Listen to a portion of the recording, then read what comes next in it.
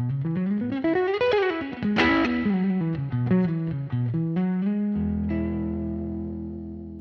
everybody, Ian from ianarthurs.com here with another video for you. As usual, please make sure to like, subscribe, and hit that notification bell. So today's video is part 3 of the recent series I've been doing where I'm analyzing my own playing. If you haven't watched the others, or if you haven't played along with the backing tracks I set up that this whole video series is based on, then please go do that. But this is analyzing the fast blues, kind of that Chuck Berry style blues, and just want to give you my thoughts, my impressions. I'm going to annotate with some comments during the video so you can read them real time, so you can see what I'm thinking from a more direct play-by-play, and then afterwards give some more insight of what I'm thinking, what I'm feeling, all that kind of stuff. So yeah, so enjoy, and I'll catch up with you in a minute.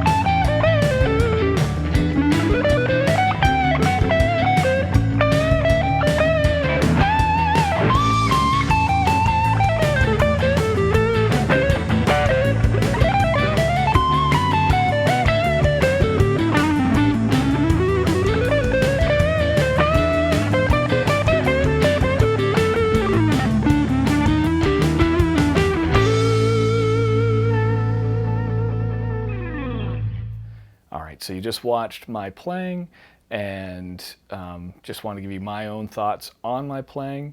I'm going to start with the backing track itself. And first off, I got to say that this fast blues style, like doing that, straight eighth note fast Chuck Berry style, it's just one of my least favorite in terms of like if you're playing over a blues progression or something like that. I'm never that comfortable there. Any type of like really fast song kind of makes you feel like go, go, go, like you gotta play and match that. And I don't operate that well under those circumstances. I do better if I'm able to, kind of let things come to me a little bit more and be a little bit more patient. I love slow blues, medium funky like the previous one. I feel very comfortable there. I feel like I have a lot of rhythmic options.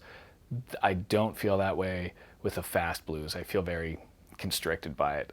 Maybe if I practice it more, I'd probably get more comfortable with it. That's just the nature of it, but it's not something I play a lot of, and I don't love the feel of it, so I don't particularly work on it because of that. So, but yeah, in this case in particular, something I had touched upon with the whole concept here is like the beats per minute is going to affect your mathematical options, right?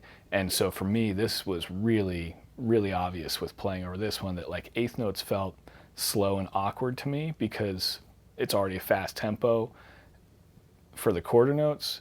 The eighth notes were not fast for my speed. They were fairly slow in terms of like a soloing speed, but 16th notes were fast. It's not my top speed necessarily yet, but it just felt like it was too rushed to do that all the time from a phrasing standpoint. Like it was just, like it needed something kind of in the middle. Like either I wanted my eighth notes to be a faster tempo to begin with, so it didn't feel like I was kind of walking through it, or I wanted the 16th to not feel like it was too big of a step up. And yeah, there are other rhythmic options, of course, in between that, and try to use some of those. But yeah, just an observation of your eighths and 16ths just not being at, for me, what I think are really comfortable points. So if you like that style, maybe that doesn't bother you. This, beats per minute could go up or down or whatever and still kind of maintain the integrity of that feel, at least to some degree. But yeah, just right away an observation. I didn't love how that felt for me personally. I don't like that style and that feel. The track itself is fine. I don't think there's anything wrong with it, but I really don't like the feel of that style of blues playing. I don't do it much. So that's number one with that. I liked how I started the phrasing in the first 12 bars. If you paid attention, if you counted, you probably didn't. I only played 3 actual separate phrases for the first 12 bars, which, quick math, that's, 4 bars per phrase. So I like that. I like that, I was thinking a little bit more space and a little bit longer phrasing in terms of that. That helps to avoid the trap of like a 12-bar blues that's a really fast tempo where you feel like you're having to fill a ton of space and play constantly. So I like the approach right away, but I don't feel like it that I maintained that throughout.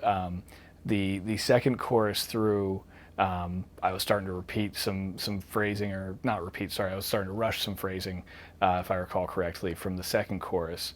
And then I didn't really leave myself a lot of room to go from there, and I went up too high too quickly. So what I mean by that is like going into the third and fourth choruses, the last two, like I've mentioned before with these videos a little bit, I like to kind of build dynamically, and a lot of that also happens with your note choice of going higher octaves so that it builds intensity just by that, fact.